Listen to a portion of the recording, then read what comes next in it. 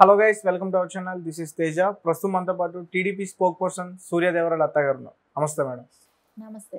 Right. అయితే ప్రశాంత్ కిషోర్ అంటే ఒకప్పుడు 2019 ఎలక్షన్స్ టైంలో వైఎస్ఆర్సీపీ పార్టీకి చాలా కీలకంగా తన పాత్ర అయితే పోషించాడు. దాని తర్వాత ఇప్పుడు బయటకు వచ్చేసాడు. ఇప్పుడు కూటమి గెలుస్తుందని చెప్తున్నాడు. అయితే ఇప్పుడు ఎగ్జిట్ పోలింగ్ కొన్ని సంస్థల ద్వారా సర్వేలు అయితే బయటకు వచ్చాయి. కొన్ని ఫిగర్స్ అయితే బయటకు వచ్చాయి. అవన్నీ కూడా వాస్తవాలు కాదని చెప్పేసి అతను అంటున్నాడు. సో కొంతమంది ఇప్పుడు సైలెంట్ అయిపోయి మీరు ఎవరి కాళ్ళు మంచిగా మీ యొక్క వర్క్ చేసుకుంటే బెటర్ అని కూడా చెప్తున్నారు. సో అతని గురించి మీరు ఏం చెప్తారు? అంటే ప్రశాంత్ కిషోర్ గారితో గురించి మనం గతంలో కూడా చూసుకుంటే ఆయన గత 20 ఏళ్ళుగా ఇదే ఫీల్డ్లో ఉంటూ కూడా ఆయన ఇచ్చిన సర్వేలన్నీ కూడా ఎక్కడ తప్పకుండా వచ్చాయి. అంటే ఇప్పటి వరకు కూడా అది గ్రహించి జగన్మోహన్ రెడ్డి ఆయన్ని అడ్వైజర్గా పెట్టుకోవటమే కానివ్వండి, ఆయన ఐపాక్ టీంని పెట్టుకోవటమే కానివ్వండి, ఇవన్నీ చేశారు. సరే, గతంలో జరిగింది. ఆయన్ని సీఎం చేసిన తర్వాత ఎక్కువగా ఫీల్ అయిన వ్యక్తి కూడా ప్రశాంత్ కిషోర్ గారే. జగన్మోహన్ రెడ్డిని సీఎంగా చేసిన తర్వాత ఎక్కువగా ఫీల్ అయిన వ్యక్తి కూడా ప్రశాంత్ కిషోర్ గారే. అంటే నేను నా మూలాన ఒక రాష్ట్రం నష్టపోతుంది, ఎందుకంటే ఒక డెవలప్మెంట్ లేదు, అంటే ఎంతసేపు ఉచిత పథకాల మీద ఉంది కానీ రాష్ట్ర అభివృద్ధి అనేది ఎక్కడా జరగలేదు. సరే, ఆ ఉచిత పథకాలైనా అని అనుకుంటేనే అది అప్పులు చేసి తీసుకురావటం, రాష్ట్ర ఇన్కమ్ బడ్జెట్ ఎక్కడా కూడా పెరగట్లేదు. సో నా మూలాన ఆంధ్ర రాష్ట్రానికి నష్టం జరిగింది అనేది ఆయన ఫీల్ అవటం కూడా జరిగింది. ఎందుకంటే ఎవరైనా మరీ వాళ్ళ వృత్తి ధర్మం వాళ్ళు పనిచేస్తారు, కాకపోతే దాని మూలాన నష్టపోయారు అంటే ప్రశాంత్ కిషోర్ గారి మూలానే 5 ఏళ్ళు నష్టపోయారనేది అయితే ఏపీ ప్రజలకైతే ఆయన చేసిన అంటే ఏదైతే జగన్మోహన్ రెడ్డికి ఇచ్చిన సలహాలు సూచనలతోనే ఆయన 5 ఏళ్ళుకి అపోజిషన్ అంటే 2014 నుంచి 19 వరకు ఆయన ఇచ్చిన సూచనలన్నీ పాటించాడు కదా ప్రశాంత్ కిషోర్ గారు. ఏదైతే చెప్తారో దాన్ని తూచా తప్పకుండా పాటించడం, దాని మూలం ఆయన అధికారంకి రావటం, ఇవన్నీ జరిగాయి.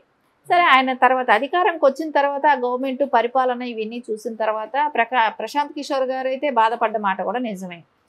సరే, తర్వాత ఇప్పుడు కూడా ఐపాక్ టీంలో వెళ్ళి ఆయన మొన్న వెళ్ళారు కదా జగన్మోహన్ రెడ్డి, కానీ అక్కడ కూడా ఆయన ఏమి హ్యాపీగా లేడు. ఎందుకంటే వాళ్ళు ఇచ్చిన సర్వేలు ఓడిపోతున్నాం అనేదే ఇచ్చారు జగన్మోహన్ రెడ్డి గారికి.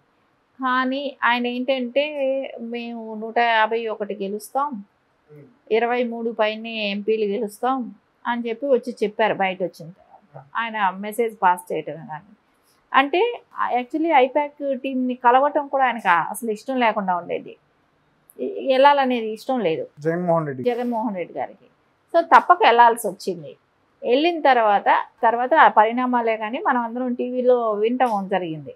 ఆడికి వెళ్ళిన తర్వాత ప్రపంచం అంతా మన సైడ్ చూస్తుంది, దేశం అంతా మన సైడ్ చూస్తుంది అన్నట్టు చెప్పాడు. సరే, ఏది చూస్తుంది అనేది 4వ తారీఖు వస్తే తెలుస్తుంది. అంటే షాకింగ్ ఇవి న్యూస్లు ఏంటనేది కాదు మేడం, దేశం అంతా చూస్తుంది, ప్రపంచం అంతా చూస్తుంది అని అది ఎందుకు మీడియా ఛానల్స్ లో రాలేదు? ఒక సెల్ ఫోన్ లో వచ్చింది రికార్డింగ్ అంటారు. అదే మీడియా ఛానల్ కూడా పెట్టి చెప్పలేదు. ఒక సెల్ ఫోన్ లో చిన్న మెసేజ్ లాంటిది ఫార్వర్డ్ చేయడం, ఎవరో రికార్డ్ చేసింది బయటకు వచ్చింది, అంతేగాని ఆయన మీడియా ముఖంగా కూడా చెప్పింది కాదు. తర్వాత ఐపాక్ టీం అంతా కూడా తీసేయటం జరిగింది, మొత్తం పంపించేయటం జరుగుతుంది. సరే, ఒకవేళ గెలిచేటట్టుంటే పంపించే అవకాశం ఉండదు. ఇంకొకటి ఏంటంటే ప్రశాంత్ కిషోర్ గారి మీద ఉన్న కోపంతో దాన్ని తీసేస్తున్నాడా తెలీదు. సో దానికిను ప్రశాంత్ కిషోర్ గారికి ఇప్పుడు సంబంధాలు లేవు. గతంలో ఉన్న మాట వాస్తవం, కానీ ఇప్పుడైతే లేదు కదా. ప్రశాంత్ కిషోర్కిను ఐపాక్ టీంకిను ఎలాంటి సంబంధం లేదు అంటే ఇప్పుడు వరకు. తర్వాత ఇప్పుడు ఏంటంటే ఐపాక్ టీంను కూడా అతను తీసేస్తున్నట్టే జరుగుతుంది. ఎందుకంటే తీసేసే ముందు కూడా వాళ్ళకు ఒక కండిషన్ పెట్టడం ఏంటంటే మీ దగ్గర ఉన్న హార్డ్ డిస్కుల దగ్గర నుంచి ప్రతిదీ కూడా సబ్మిట్ చేసేసి వెళ్ళండి, అలా చేయని పక్షంలో మీ సర్టిఫికేట్స్ రిటర్న్ ఇవ్వము అనేది కూడా వాళ్ళకి చెప్పడం జరిగింది. సో ఇవన్నీ కూడా చూస్తుంటే జగన్మోహన్ రెడ్డికి ఎక్కడ అభద్రతా భావం అనేది స్టార్ట్ అయిపోయింది, కన్ఫామ్గా ఓడిపోతున్నాము అనేది.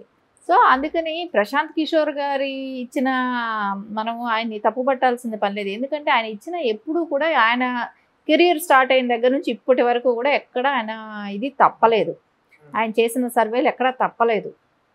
సో ఖచ్చితంగా ఆయన మీద ఆయన తెలుసు కదా, ఎందుకు దీని మీద టైం వేస్ట్ చేసుకుంటారు, ఎవరెవరో కొత్తగా పుట్టుకొచ్చిన వాళ్ళు ఎవరెవరో చెప్తుంటారు కొంతమంది, దాని గురించి మీరు టైం వేస్ట్ చేసుకోకండి, మీ పనులు మీరు చేసుకోండి, ఖచ్చితంగా ఎన్డీఏ అధికారంలోకి వస్తుంది.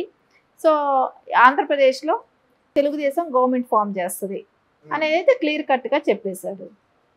సో అది జగన్మోహన్ రెడ్డికి ప్రశాంత్ కిషోర్ గారికి చెడటం మూలాన దాన్ని సస్టైన్ చేయటం కోసం ఈరోజు రేపు కొంచెం ఆ హడావడి సృష్టించడం కోసం, అంటే గెలుస్తున్నారు అని ఒక మీడియాలో ఒక ఇది రావటం, వాళ్ళకి ఇంత వచ్చింది అంత వచ్చిందని ఇంక ఈరోజు రేపు కొంచెం మీడియాలో ఊదరగొడుతుంటారు కదా, వైఎస్ఆర్సీపీ కూడా గెలిచే అవకాశం ఉంది, ఆ సర్వే ఇచ్చింది ఈ సర్వే ఇచ్చింది అని చెప్పటం. అంటే అక్కడ సర్వేల్లో చూసుకుంటే ఒక 4 సర్వేల్లో ఏదో కొంచెం ఇచ్చారు, కానీ మిగతా సర్వేలు అన్నీ కూడా తెలుగుదేశం అధికారంలోకి వస్తుందని చెప్తున్నారు ఖచ్చితంగా. సో ఇవన్నీ చూస్తే ప్రశాంత్ కిషోర్ గారు ఇచ్చిన సర్వే రిపోర్ట్లో ఎక్కడా కూడా తప్పుండే అవకాశం అయితే ఉండకపోవచ్చు. ఆయన ఇచ్చేది ఎప్పుడూ కూడా కరెక్ట్గానే ఉంటుంది. రైట్. అయితే 4వ తేదీ వరకు కూడా అందరూ ఎదురు చూస్తూ ఉంటారు. కానీ 4వ తేదీ తర్వాత ఒకవేళ కూటమి వచ్చింది అనుకుంటే దాని తర్వాత నుంచి అందరూ కూడా ఉత్కంఠంగా ఎదురు చూసేది సీఎం ఎవరు. బయట ఒక టాక్ వినిపిస్తుంది మేడం, పవన్ కళ్యాణ్ గారికి సీఎం అయ్యే ఛాన్స్ ఉంది అని.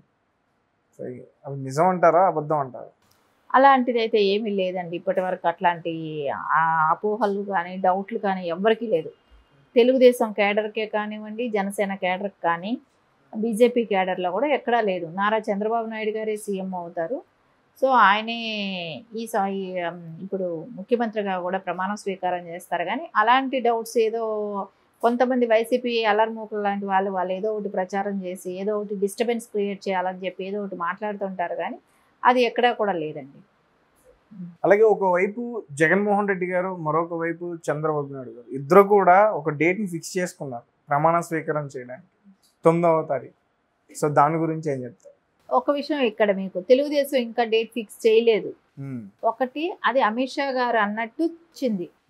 అమిత్ షా గారు ఏమన్నారు, ఏపీలో ఎన్డీఏ కూటమి తెలుగుదేశం గవర్నమెంట్ వస్తుంది, 9వ తారీఖు ప్రమాణ స్వీకారం ఉంటుందని అమిత్ షా గారు బ్రిటన్లో చెప్పినప్పుడు అది ఆ తారీఖును పట్టుకొని అందరూ అన్నారు. కానీ తెలుగుదేశం అనేది ఇంకా డేట్ ఫిక్స్ చేయటం అట్లాంటివన్నీ ఎక్కడా లేదు. ఎందుకంటే మాకు ఆ భయం ఏమీ లేదు, కాన్ఫిడెంట్గా గెలుస్తాము, గెలిచిన తర్వాతే పెట్టుకుంటాం. ఇంకొకటి, జగన్మోహన్ రెడ్డి 9వ తారీఖు అని చెప్పాడు, వైజాగ్ అని చెప్పాడు, 9 గంటలకి అని చెప్పాడు. అక్కడ ఆల్రెడీ హోటల్స్ అన్నీ బుక్ చేసేసామన్నారు. ఆల్రెడీ అక్కడ వైవి సుబ్బారెడ్డి గారు హోటల్స్ బుక్ చేసామన్నారు. అక్కడ బస్సులు అన్నీ మేము బుక్ చేసేసాం, ట్రైన్స్ అన్నీ బుక్ చేసేసాం. అంటే ప్లేస్ మటుకు తెలియలేదు ఇంకా. 9వ తారీఖు అయితే ప్రమాణ స్వీకారం ఉంటుంది అంటున్నారు. ఇంకొకటి, అక్కడ ఏ హోటల్లో చూసినా అన్నీ ఖాళీగా ఉన్నాయి. వీళ్ళు బుక్ చేసుంటే ఎందుకు ఖాళీగా ఉన్నాయి? ట్రైన్ టికెట్ అనేది మామూలుగానే ఒక నెల ముందే నుంచే చూస్తేనే తత్కాల్లో కూడా మళ్ళీ దొరకవు, అసలు వెయిటింగ్ లిస్ట్ ఉంటుంది. మళ్ళీ నెక్స్ట్ డే తత్కాల్లో బుక్ చేసుకొని వెళ్తున్నారు. అలాంటిది నెల రోజుల ముందు మామూలుగానే రోజుల వారు అది గడిచిన వాళ్ళకే జనాలకి దొరకట్లా.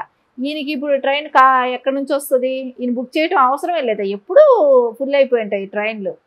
సో ఆ ట్రైన్కి ఈయన ఏం చెప్పాల్సిన పని లేదు. ఇంకా బస్సులు చూస్తే బస్సులన్నీ ఖాళీగానే ఉన్నాయి, ఎక్కడ బుక్ చేసిన ఆనవాళ్ళు కూడా కనపడలేదు.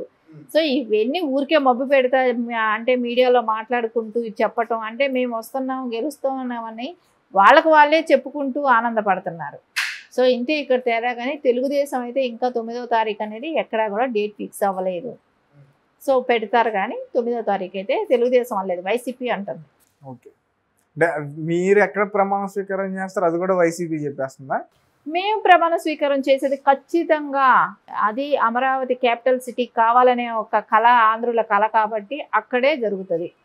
సో మేమేమి దానిలో దాపరికం ఏమీ లేదు, దాని గురించి మేము చెప్పకుండా స్కిప్ చేయాల్సినంత అవసరం కూడా లేదు. ఓన్లీ జరిగేది ఎప్పుడూ కూడా అమరావతి కావాలని, క్యాపిటల్ కావాలని తెలుగు వారి కళ కాబట్టి ఖచ్చితంగా అక్కడే జరుగుతుంది. ఇప్పుడు అంటే ఒకవేళ చంద్రబాబు నాయుడు గారు వస్తే అమరావతి మొత్తం పూర్తి చేసేస్తారు 7 సంవత్సరాల్లో? ఖచ్చితంగా అమరావతి చాలా వరకు కంప్లీట్ అయిన దాన్ని వాళ్ళు ఏమీ పని చేసుకోలేక అట్లా బిల్డింగ్లు అన్నీ వదిలేయటం జరిగింది. రోడ్లు కూడా చెట్లు వచ్చేసరికి తయారయ్యాయి. సో అవన్నీ కూడా మళ్ళీ కంప్లీట్ చేయాల్సిన అవసరం ఉన్నాయి. సో నెక్స్ట్ ఇంకా కూడా కన్స్ట్రక్షన్స్ అవన్నీ కూడా రావాల్సిన అవసరం ఉంది. సో పోలవరం ఒకటి ఉంది, అవన్నీ కూడా కంప్లీట్ చేస్తారు. Okay madam, thank you so much. Thank you.